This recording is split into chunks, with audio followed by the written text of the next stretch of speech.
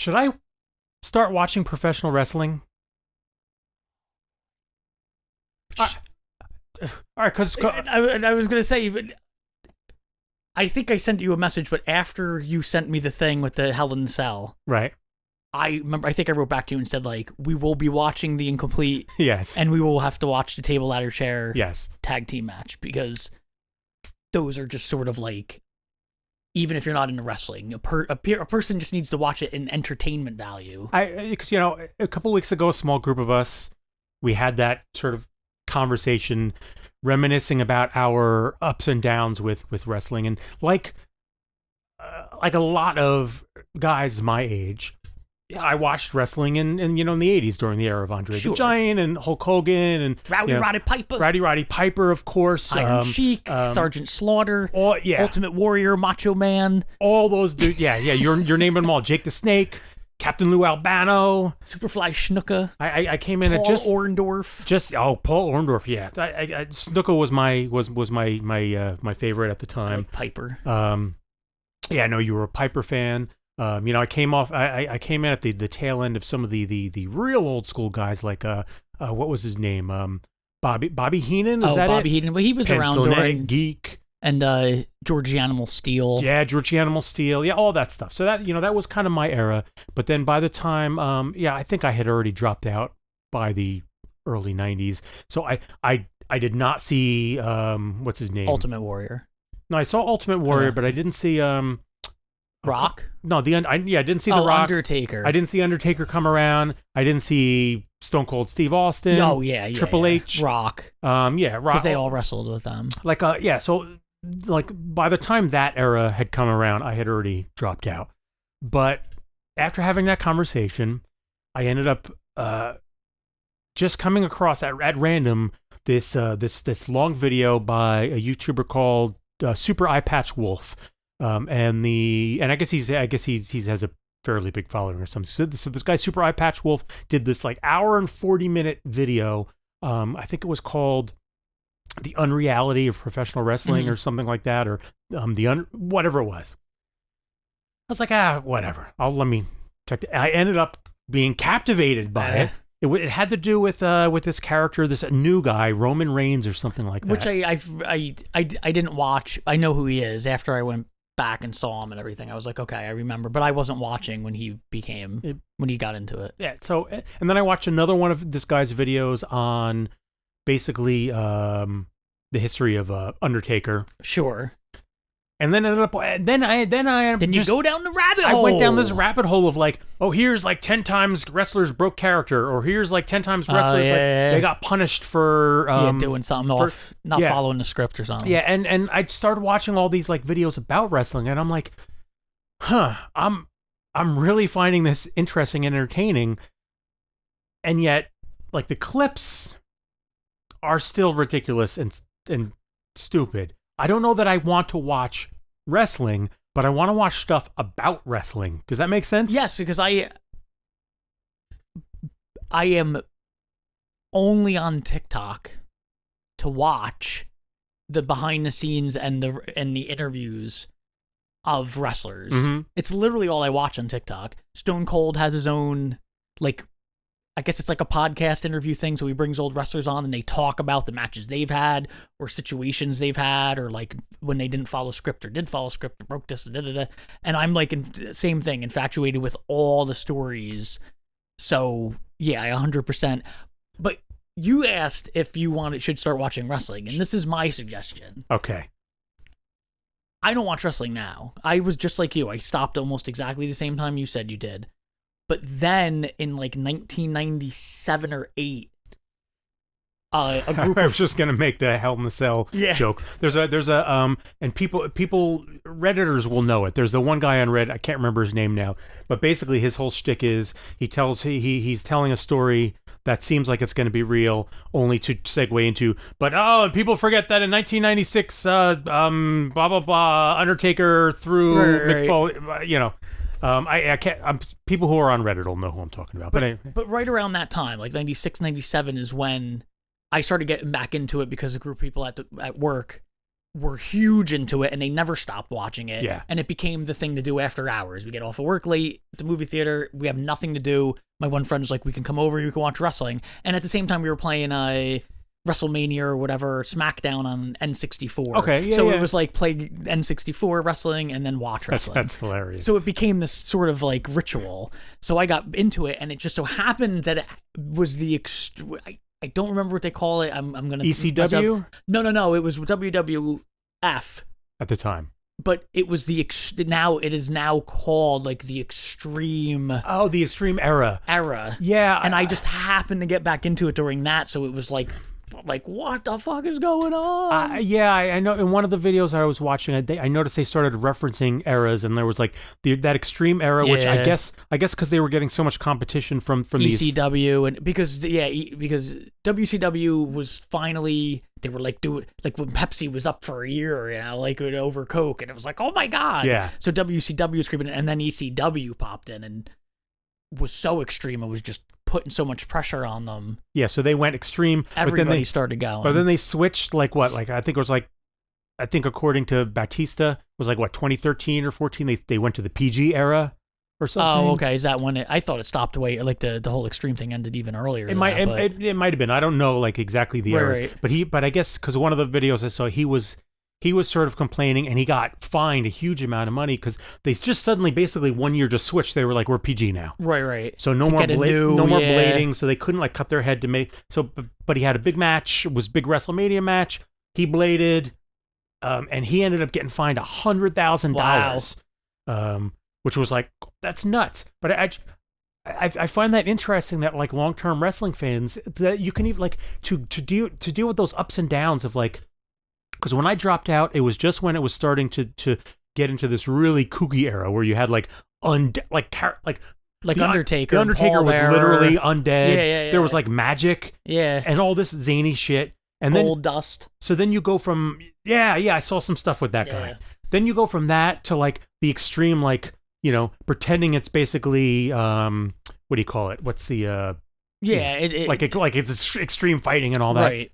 Then you go to this PG era where it's more about the comedy and storylines, and some of the comedy clips I was seeing. Which went back to the 80s, basically. Yeah. In the 80s, they were at least... They did cut themselves and stuff, but yeah, it was... Well, you were supposed... In the 80s, you were still supposed to think that it was real. Right. Now I think there's an understanding among fans. Everyone recognizes, no, it's entertainment, and that's okay. But I think in the 80s, and maybe I'm mistaken because I was watching as a kid, but the gist seemed to be no, these wrestling matches are real. You don't know the outcome, right? That kind of thing. But you could start trying to watch wrestling now, but I don't think you would enjoy it at all. I don't think I would. I can't watch it, and that doesn't mean I know people like Isaac. He still watches wrestling and stuff like that. Yeah, to be clear, and I have a lot of friends who still are into it. To be clear, I'm not down on it. In fact, there's a part of me, I get it. It's it's like comic books come to life. It's that's what I was going to say to you when you were talking about Hell in the Cell and started watching it and stuff. To me, I was I could see you getting into it, especially back then, because it sort of was like D&D in a way. It's these elaborate storylines with these big fights that go on, and you're fighting, and it just kind of reminded me. It doesn't have the feel that it did back then anymore. Like when John Cena popped in, is when I was completely done. Yeah, because that's when they started going back to the that was a little more old school. Yeah, that he's the Hulk. He's clean. Not that he was totally like that all the time, but at some point he became the clean cut guy. Okay, yeah. Whereas when Rock and Steve Austin were the main guys, they were just out of control, crazy and cursing and drinking beers and cracking beers on people. That they were the head, that they were in charge. The Hulk Hogan's of the time. It was kind of weird to think because they were out of control. Because didn't for a time even in order for him to compete, Hogan had to come back as a heel. Yeah, he left WWE and went to WCW and figured can I still be Hulk here? Why don't I become a heel? Why don't I turn? Okay. So he turned and became Hollywood Hogan. Oh, that's right. Yeah, I wasn't watching, but I And remember people hearing lost about their that. shit. It was like a huge deal because Yeah. he showed up. Of course, in the wrestling way, he showed up and everyone's like, "Well, Hulk's here to help," and he hits the good guy, and they're like, "Oh my god, what's happening?" Oh, when I was watching that long video on Roman Reigns, I was kind of like fascinated at the way the storylines were kind of unfolding, and of course the point of the video, that the point the guy was trying to make wasn't just that like these are good storylines or whatever, but he was making the point that a lot of times the storylines are kind of impacted by real world stuff. Oh yeah, and they adjust they on the have fly. to, yeah, like injuries or somebody's out for whatever reason, or in the case of this particular guy, fan backlash, like fans hating him. Yeah. Like I guess WWE was trying to set him up as the next Hulk Hogan. He was going to be the new face of WWE, and fans were basically like, "This is corporate manufactured bullshit. We don't want him." Yeah, the fans know. I told you that with Kurt Angel. That he was a world Olympic wrestler. Mm-hmm. So he came into wrestling and he was like, I want to cut. I think I was telling you this. He wanted to cut a promo, and he told Vince McMahon like, I want to cut a promo where I'm like, I want to bring wrestling, professional wrestling to an art form, blah blah blah blah. And Vince McMahon's like, they're going to hate you. Yeah. And he was like, no, there's no way they're gonna hate me. And he dropped the promo in his hometown, and they were like played it on the big screen, and Vince is like, they are going to boo the shit out of you, and he did not believe it, and they played the promo, he walked out, and his hometown booed the shit out of him, and then he had to now go from thinking he was going to be the face to running with that idea, like, why are you all booing me? I'm an Olympic. He had to become that became the character. Yeah, which, like you said, it just was, the fans were like, we are not buying this. This is this ain't gonna happen. Yeah, I even though I think, at least from what I've seen, and again, I don't watch it directly, but it seems like, at least I guess it's a little different now. I should clarify. I guess wrestling now is probably much more similar to what it was in the 80s than it was during that weird time in the 90s when it got super zany. Yes, because that extreme thing, if you were going to go back, if you could somehow get those, see, it's tough to say, you can't even go back and watch like, you can watch the matches, but the storylines, I'm sure, I would guarantee that there are probably that stuff is all archived online. It is archived on, like WWE even has them, but I bet you there's bootleg stuff like everywhere. Probably of all that stuff. I'd be surprised, like if I went to some torrent sites, if I couldn't get basically everything wrestling ever. But see, that's the thing though. I don't want to watch all that stuff, but I would love if somebody did like 20 or 30-minute narrated videos for like each year of. I think they do that. And like with a good narrator and good presentation and a good storyteller that was done really well, that was basically like, here's the shit that went down. This. I'm sure WWE in their archives, because they archive fucking everything. The promos, though, like in the years after I left, the promos seem to have gotten way more elaborate and bigger and wilder. Like when I was watching, it was almost entirely, like 99%, it was just the usual, like, all right, me and Gene, me and Gene, I'm gonna take him in the ring and blah, blah, all that stuff. You're just me and Gene Okerlund and whoever it was barking at the camera for a little while for like 30 seconds. Now they did get, now there's skits. They're in the 90s. I again could be wrong, because I only have a limited amount of wrestling like knowledge just from those years I was watching. But The Rock was like kind of the person who sort of started making them a little bit nuts and like a little bit more like than what they were. And then during that same era, they started doing skits where they would like be doing it like out somewhere or doing some kind of thing like. Yeah, they're like big backstage skits. Yeah. And like I've seen like clips of like on location stuff and all that, and with big zany set pieces and oh God. Some of the clips that I'd seen, there were like a cult, and they're doing like a cult ritual or something. Yeah, there was one where like Boss Man, who was this like big guy that was supposed to be like a cop, and the Big Show had this thing going where the Big Show's dad died or something, and he's at the funeral, and the Boss Man puts like a hook on like the coffin and starts dragging it through the streets. And this is like on some location. He's like, "Wah, my daddy, wah." Like I always remember him saying that, my daddy, wah. Wow. Yeah, like all like kind of weird. And Undertaker always with he had like all sorts of crazy shit with his always going on. Yeah. It's. I remember when I stopped watching, I had a couple of friends who kept on during that era when it got just totally bonkers. And at the time, I kind of was like, what are you guys doing? What, like, how are you still watching this? Don't you you realize how corny it is? Not really, like. Yes, you do know how corny it is. Yeah, exactly. Yeah, I want to be. It's a soap opera. I want to be clear. I'm not saying that I think it's corny. I recognize like what people like. Why they were into it. But at the time, because I was coming off that era of like, the make believe it's real kind of thing. What? And so it just wasn't clicking with me. Like, I don't get it. Even though I grew up a big fan of superheroes and fantasy and all the rest of that stuff. Like, yeah, the blending of like the fantasy and reality of that era of wrestling just. When we were watching it during that time, like I said, with Hell in the Cell and the table ladder chair matches, when it started getting nuts, we were all aware that it wasn't real, of course.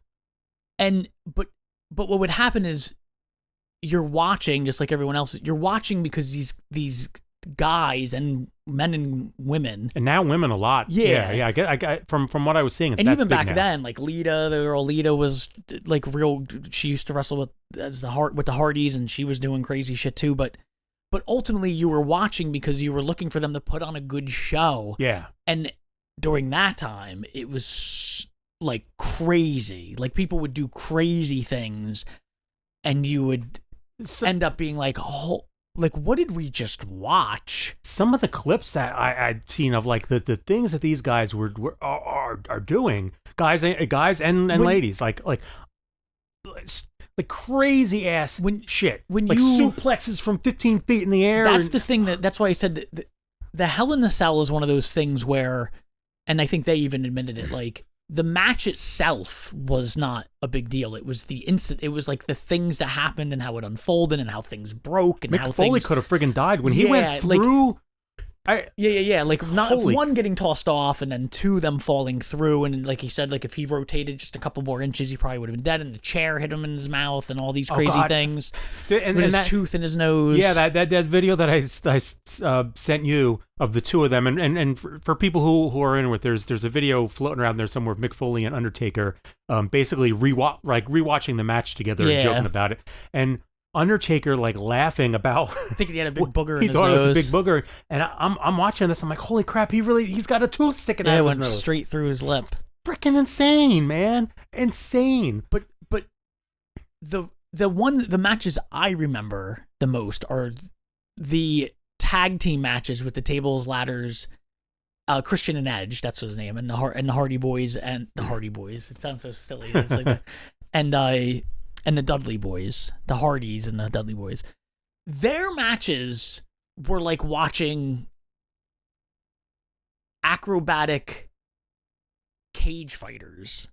Like, those are the matches you need to go back. Like, we need to sit and watch. And I think you'll be even more like, what did I just watch than the Hell in the Cell? Like, the Hell in the Cell is more like he could have died. And then again, he could have died. And then again, like, why is he throwing tacks down? Where the table, ladder, and chair matches were like these, like you said, like people doing flips off 20-foot high ladders on, like, out of the ring onto tables. And you're just like, what the fuck? Yeah, these people are amazing athletes. Like, the stuff that they do is incredible. I saw one that I thought was pretty interesting, and I did appreciate sort of what I was watching there. Was about how...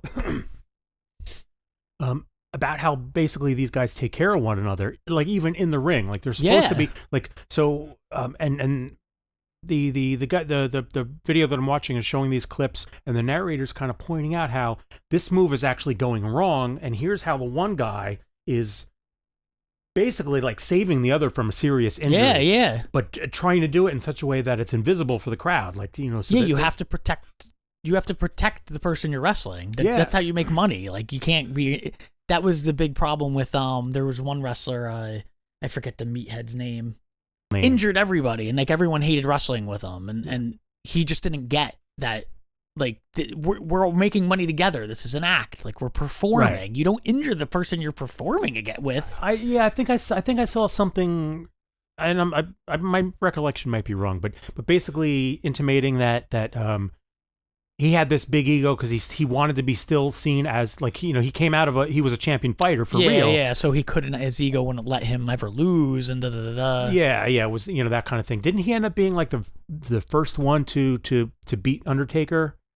Or he might have been, at least like I think he broke the streak or something. That's what it was. Yeah, the WrestleMania streak, right? Because Undertaker had like a 22-0 streak or something like that. I don't know. It's fascinating stuff. I mean, will I actually start watching wrestling? No. I mean, the fact is, no, I won't. But I would like.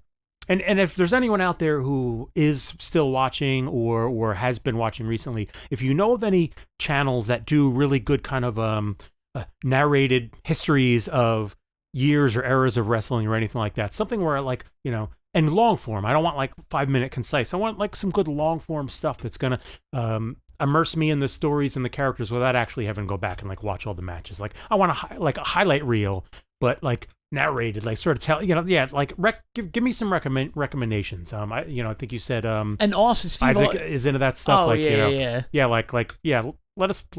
me know down there because I kind of, you know, you definitely should look up the Stone Cold Steve Austin's like podcasting because you'll enjoy the long, because he just talks to like the behind the scenes stuff, and they'll talk about stuff you would never, what was going on and why this happened. And I was so entertained watching Mick Foley and Undertaker hang out and talk because I was like, wow, Undertaker, I only knew him from like seeing little clips and stuff like that, like his stoic. But I was like, what a chill dude! Like he just seems like a really chilled down to earth dude. And then the one video the longer video that I watched on him, again from Super Eye Patch Wolf for anyone who's interested, apparently he was like one of the most well-respected guys in the locker room ever. Yeah. Because he was just supportive. He was in charge, and he was basically like the person you went to. Yeah. The person that okayed whether you could do certain things. Yeah, like he was the guy, even if he wasn't necessarily like the champion or the face of WWE or anything like that. Like he was the one that the other wrestlers all basically looked up to and respected and all that. And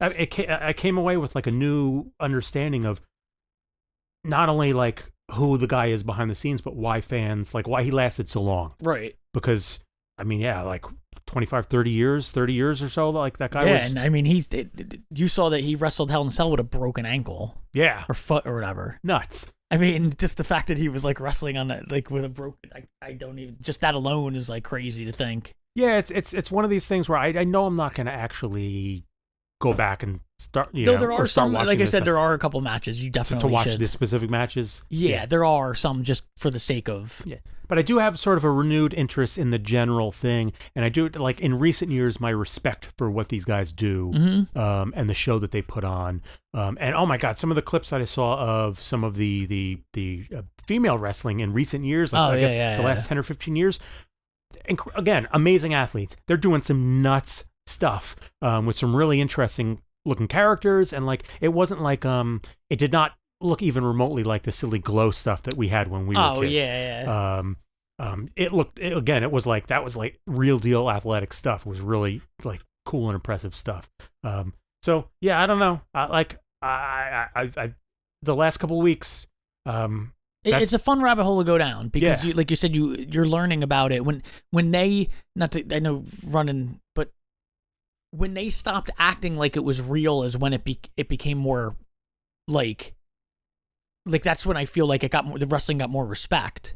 When they dropped the, what's it called? The kayfabe? Yeah. When they were able to drop it. I mean, not that they're going around saying like, but where it became, where everyone knows it's entertainment. Yeah, I think even like Vince McMahon and others basically were like, this is sports entertainment, right? And I think he even had a rule against one of the videos I said. So he instituted a rule where the wrestlers weren't allowed to refer to it as professional wrestling. They had to, and I guess a couple of guys got fined for it or something like that. But And yeah, they just it just I feel like you said, you have respect for the wrestlers now, because now you can open the curtain and sort of see the shit that they deal with and what they have to do and all the stuff that goes into it, and you can, and where that would have all been hidden, that was always hidden from people. It's also you also now better recognize what separates wrestling stars from the amateurs, because lots of these amateurs can, they can get beefy and brawny and they can do feats of strength and athleticism, but these guys have to be both athletes and actors at the same time. Yeah, they have to be able to maintain interesting characters, whether they're funny or serious or whatever. They have to be able to stay in character. They have to be able to riff on the mic, so they have to be able to do improv in character. All the kind of that's that's why there's only a certain few that. And I guess that's why guys like The Rock and all these others end up becoming stars, is because they're able to do both of those things. Right. Yeah, to be able to do both. Yeah. It's been an interesting rabbit hole, and how long it'll last, I don't know. But yeah, if people have I would love to hear people's stories about their growing up and watching wrestling, what eras you watched, what stuff you were interested, like when you got into it, when you got out of it, that kind of thing, as well as give me some recommendations of some other things to watch, not necessarily full matches, but just good, whether it's commentary videos or interviews or anything like that. While I'm still down in the rabbit hole, I want to check some of this stuff out, because I'm finding myself for the first time in years kind of okay, this is it's fun. Yeah, this is fun stuff. Oh yeah. I am a real American. Fight for the rights of every man. What a terrible song.